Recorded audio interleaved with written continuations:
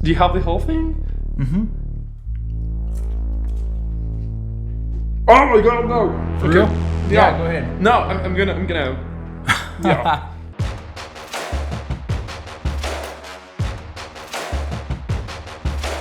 What's up, everybody? Welcome to episode number 1 of the Mezcal Buzz Experience. I'm super excited.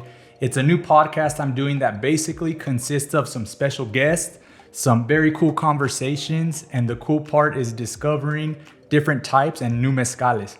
And my first very special guest today is my friend Bernardo Vega, Mexican actor, public speaker, producer. I mean, could I go down the list? Yeah. Right. Writer especially. How are you, Bernardo? I'm great. How are you? Cool.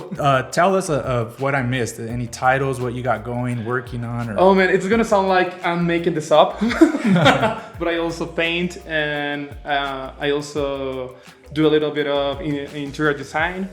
Okay. So yeah, I mean like pretty much all around the art and creative world. All right. So if you do interior design, on a 1 to 10 scale, like how do I do like setting up? I think it looks great. Yeah. All right, cool. Hey, that's really cool. So then if we summed it all up, we'll say you're an artist, right? Yeah, totally. Cool. And today, for today's mezcal tasting, we have in front of us 4 different mezcales. I'm excited because Bernardo actually brought the mezcales today, and I'd like you to tell us what you brought and give us a little bit of background. Yeah, well, I'm also a fan of mezcal. I love it.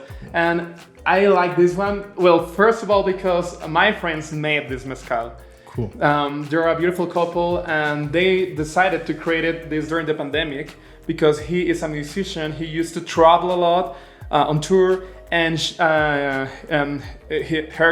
girlfriend used to travel a lot for work, and that's where the name comes from, El Viajero, because Awesome. they used to travel all the time. So it's like honoring that. Okay, cool. I love that. And what else do we have here? So what are the 4 different ones that we'll be tasting?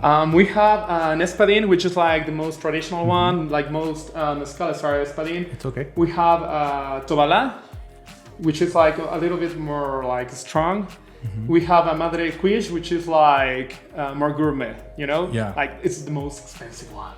And we also have, I think that's the star of the show because it's mezcal with cannabis, which it doesn't get you high, but you can, yeah, I know, right? But you can taste it. And you know, the time that I tried it, like the first time, I actually felt like I was high. So maybe it's like a psychological thing. Yeah. Yeah. Interesting. So I don't know. Should we placebo it and not tell you which one it is and see what? No, I'm just playing. You close your eyes. Yeah. Blind taste test here. Yeah. So let's just go ahead and cheers. So we'll start with the first one from left to right. Okay. I did set it up. So we are going to do the Madrecuishe, which Perfect. will be your left. Cool. Oh, I got him here already. Oh, cool. Yeah, you're I right. just wanted more. Oh, I did. I did a little small taste. We could definitely drink more, but No, just it's good. So we'll start with your left. Okay. This is my Your left. left. Yeah. Cool. So we're tasting the Madrecuishe here, right? Cool. Yeah, we'll get it started. If you guys can hear that, I'm sorry. We are in Mexico City, and there's some awesome city sounds that you'll hear. Typical. Yeah. It happens all the time. Okay.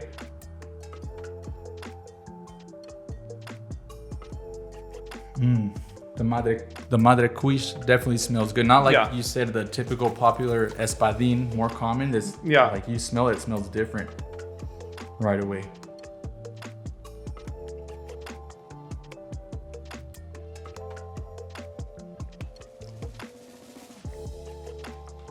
Tasty. Do you like it? Yeah, it's definitely. good, right? I like also that it has like a generous alcohol taste, as you would expect, but it's not. It's not hot. aggressive. Yeah. It's not too rich. Yeah. Cool. Hey, while we're drinking this one, I want to ask you. One of your posts that that really stuck out to me when we first met and stuff too was that TEDx one. And you know, when we met is when I was going through a journey of discovering like which avenue I wanted to go as far as hosting. Did I want to dip my feet into the acting side? Yeah. And I saw your TEDx stuff, and I was like, what? Like being on that stage on a TEDx is okay, you know? Yeah, it's crazy. I mean, like, I've done like hosting before, but when they called me to host the TEDx, I was like, yeah, that's like the next level, you know? And I've been doing that for like 3 years now. And the cool thing is that they called me from the TEDx and they told me, this year we don't want you to host. And I was like, what? Yeah. And they said, we want you to be a speaker. So I'm like, yeah, I was so excited. I was like, yeah, I've been waiting to do that. No way. Okay. So did that happen already? Did you speak, or it's coming up? It's coming up. I think, well, the pandemic changes everything all the time. For sure. So I think for now it's set to August, I believe. Okay. Yeah. And can you mention, or can you talk about what you have to prep? Do they give you a topic that they'd like you to speak on, or is it up to you? They give me a full like creative. Awesome. Yeah. So I'm not sure what I'm gonna talk about, because last year I did a talk about the fears and the obstacles in life and how to overcome them. Cool. So I guess I wanna keep like going on that path to like help people, be their best self. Yeah, that's awesome. And when I started my first podcast, it was kind of along those lines of like what path to follow. It was like a self, what would you call it? Accountability type of reason why I created it. But as you check yourself for self accountability, I think you run into obstacles and problems. I mean, what was your talk about? What kind of things do you find in your life that help with that, with like overcoming obstacles or finding the path, as you mentioned? Yeah, well, personally, it's been a journey for me because I come from a very traditional Mexican Catholic family, and well, being gay, that was the first obstacle. Like learning how to love yourself, how to accept yourself. And then I wanted to be an actor, and for my family that was like, no, sex, drugs, that's a horrible world. So I had to first find my way to get into that without my people knowing, my family knowing about it, and then just understand, like making them understand this is what I want, and that's it, And in that journey, in that path, what came first? Like you coming out to your family, and I imagine that was difficult coming from the background of Catholic and Mexican, or did you go into the acting stuff first, and does that kind of, like don't go into that, like you said, sex, drugs, and the type of people, like what was first? Acting, definitely. I started acting when it is a very funny story because my family was like, you can be whatever you want but an actor. Oh. Yeah. You could be anything. Yeah. But an actor. Exactly. So I became an actor. Because okay, that's what I want. Yeah. No, I went to university to study communication because I felt like that was the most related to, and I was like, then I'm gonna find my way. And lucky for me, in my university they had a theater program, so I joined that program, and that's it. I started touring. I went to New York, to Detroit on plays with my university, and that's how it started. So it was acting first, and I came out. I thought my family knew, and my brother and my sister knew, and my dad. But I think like everybody knew, but since it was like something like uncomfortable for my family, we didn't talk about it until one day I was with my mom and my dad, and I don't remember what they were talking about, but I was like, oh, they don't know. So like a genuine, they don't know. Like, not they won't like maybe accept is one thing in families, I imagine, but they didn't know. No. Mm-hmm. Okay. Yeah, so I was like, okay, I have to tell them. So I think that night we were just having dinner, my mom, my dad, and I told them, like, first of all, I'm great. I like who I am. I'm happy. And I thought you knew this, but I realized you don't, so I'm gonna say it, I'm gay. And my dad, my mom was doing the dishes, and she was like, I had no idea. And my dad was like, no, me neither. And when she turned back, he was like, I knew. Oh, no way. Cool. That's funny that, how long ago was that, would you say? It wasn't that long ago. I guess it was like 5 years ago. Okay, but I mean, I guess memes and stuff were happening back. And the reason I say that is because like it's a cool reaction. I think it's an anecdote that you're telling now, and it's like kind of one of those things that now you see a lot on social media. Like there's like little activities that they say like I don't know if you've seen that like on TikTok. There'll be like sisters or moms and their family, like, who's the one that's gay, right? And it's like going back and forth, and then they all stop like, oh. And then like the one that's like me, and they're like, oh, and then they hug or you know what I mean? Like, I haven't seen that, but it's cool. Yeah, it's interesting, right? So I was like, that's cool. One thing that came to mind to me is like when you were in that moment, so it wasn't like, okay, I'm gonna, come out like this, or I'm gonna plan, like you were in that moment. And this goes to all types of moments that come down to like a split decision, right? How did you feel making that decision? And not about the importance of what the decision was, but like when you're in that moment, you're like, it's a now or never type of thing. Like you could have not done it, right? Yeah, exactly. Yeah, you know what I mean? And I say that because like I've had those experiences where it's like, quitting a job or just making a life-changing decision, but sometimes they're like split moments. How do you feel or recognize those? Oh man, I guess it has to do with being honest with yourself.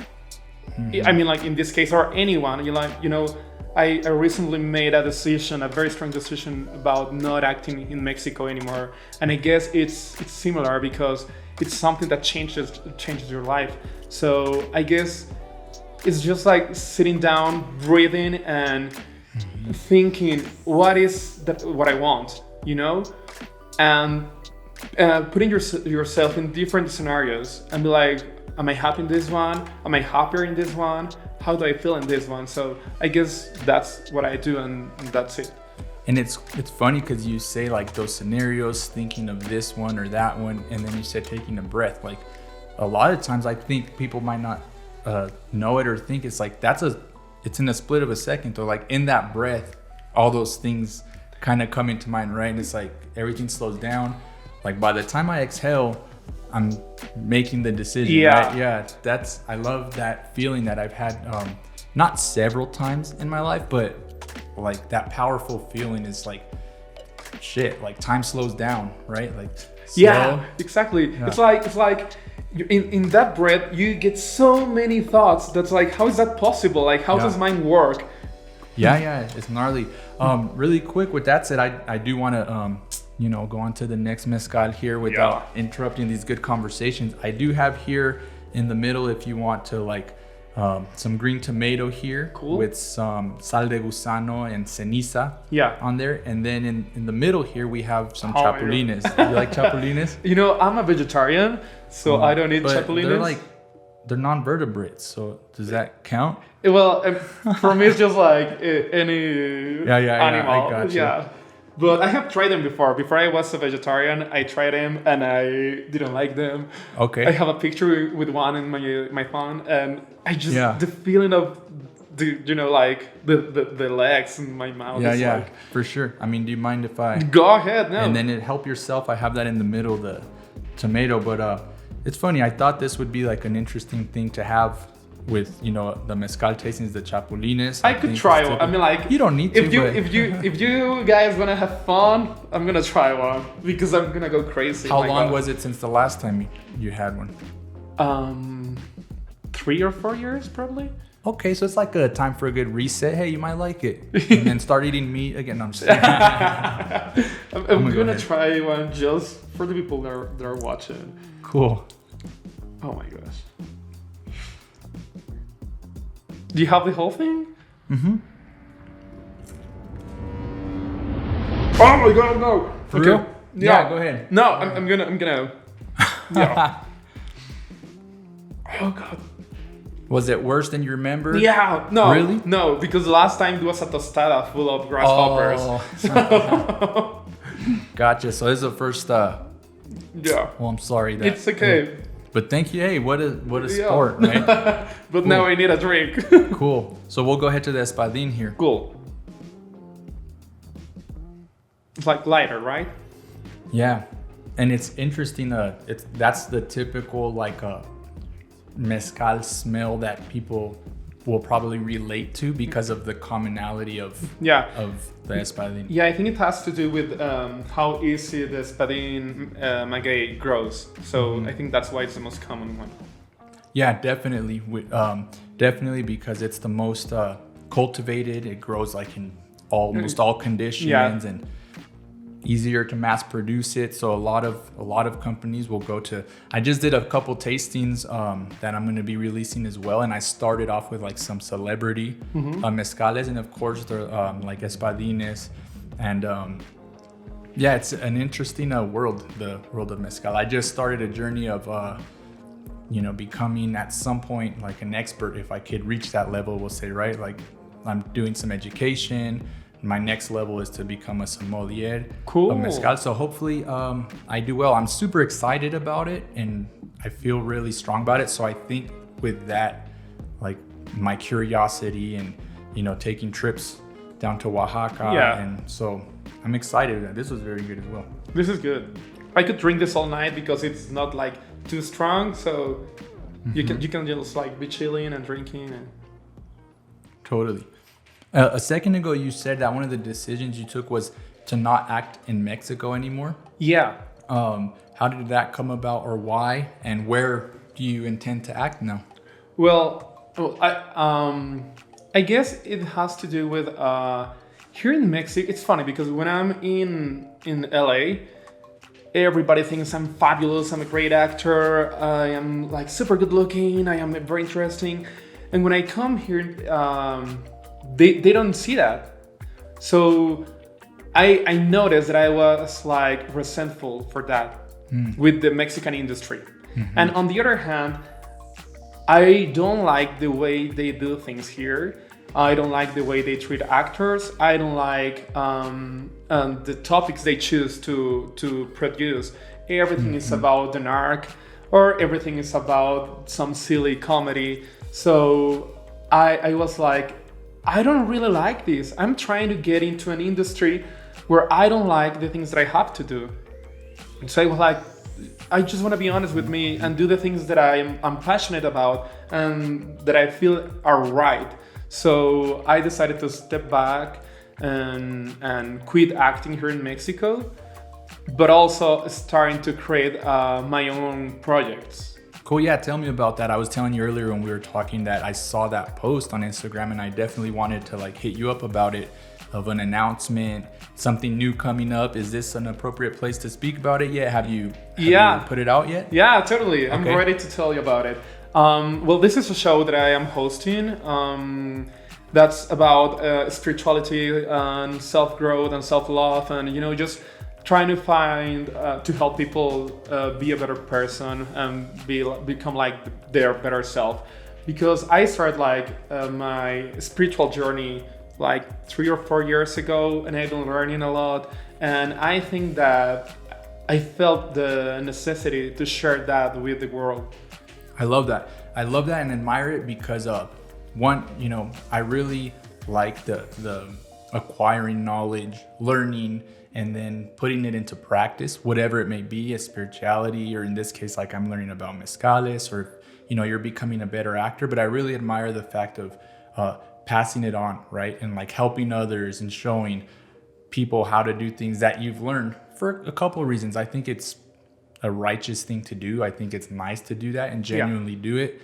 And then, I mean, man, it's a way for things to continue, right? Like, if you don't share what you know or what you have, what's the when point? You're gone, it's gone with you. So right on, man. I admire that. And so what is it going to be, like a YouTube video, a show, a podcast as well, or what do you think? I think it's going to be a YouTube video, and the twist that I want to go with is that most spiritual gurus are like super zen and they speak like, hello, and this time we're gonna, and that's not me. And I think that based on my experience, when you see them, it's like, yeah, that's super cool and I want to achieve that, but at the same time you feel like you're so far behind from that. So I wanted to make it super normal, super casual, I am a human being. I went through this, and I think that has to do with this experience in my past, and the way I deal with it was through this and that. So I want to make it like more like approachable, if that's the word. And like your experience, like you said, in practice through it versus just theory of, theory helps, but you're basically, you're just going off of theory in many aspects, you're learning from the theory that you're experimenting on other people. But I love that you're sharing your personal experience and again, helping others, right? I think that's legit, man. Thank you. Thanks. I'm pumped, man. I want to go to the next one. How about you? Let's go. Yeah, I'm ready. This next one's the Tobalá. Cool. Okay, I think this one is stronger than Espadín. And it smells similar to it to me.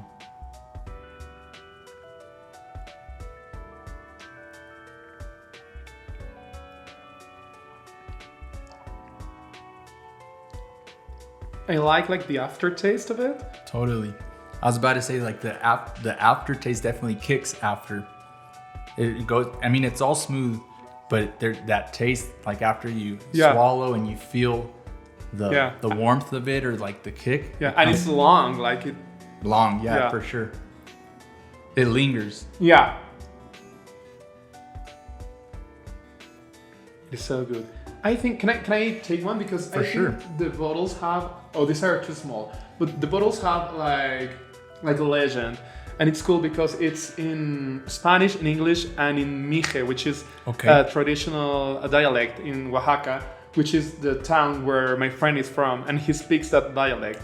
Ooh, so awesome. Yeah, and I don't remember what it is. I think you can make an insert about it. Yeah, definitely. But it has to do with honoring Mother Nature.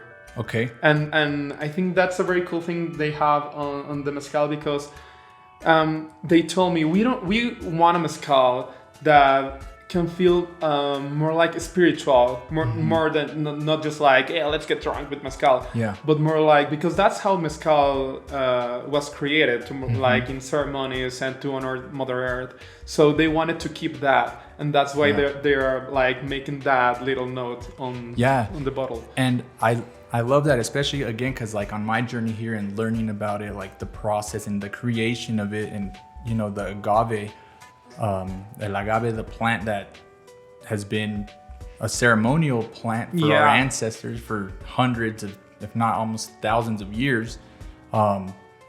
It's interesting to know that and to keep that aspect to it, especially, you know, as modern day that we're in, and industrialization, and definitely the exploitation of certain projects and products, different brands, and people could get lost in that. So it's cool to know that they, you know, keep it at that la naturaleza. Yeah. And I'm sure, you know, giving back, and whether it's reforestation or just even education to people about the process, I think that's awesome. And again, going back to the name El Viajero and their background, I think that's really cool too.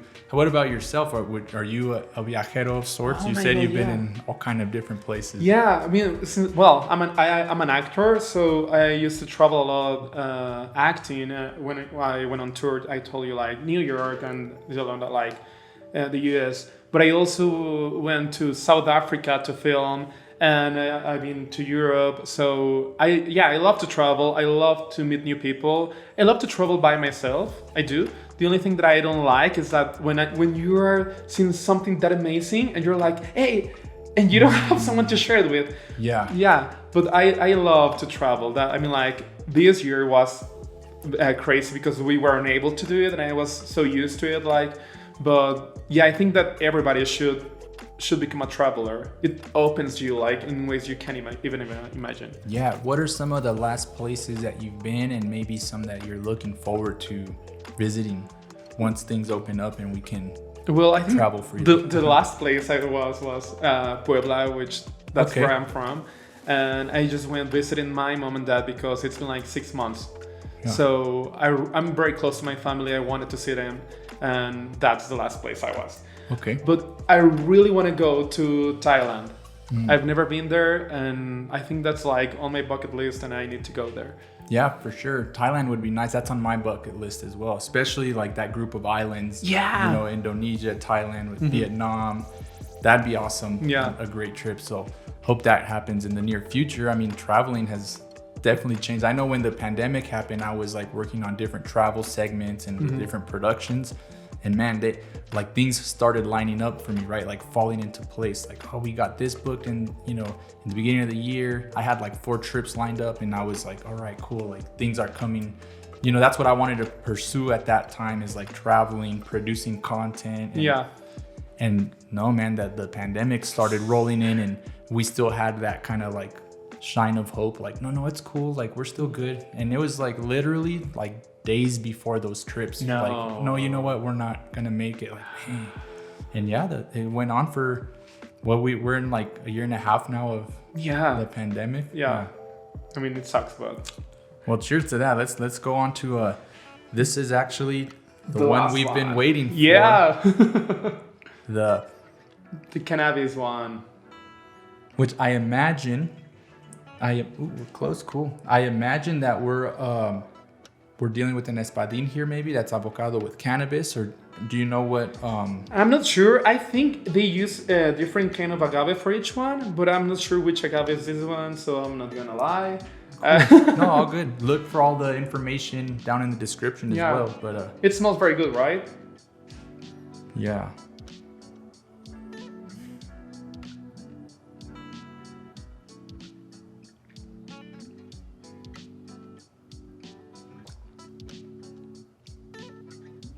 Can you taste the cannabis? I can. It's very light. It's not like it's not like you're gonna be like, oh, it's cannabis. Like, I know. You can't, and it's good. It's a subtle hint of it, flavorful. Yeah. It's just like a little touch of it. And I think this one of the three, I feel like it has like a more fruitful notes too. Yeah, like a little sweet. Mm-hmm. Ooh, I like it. Yeah.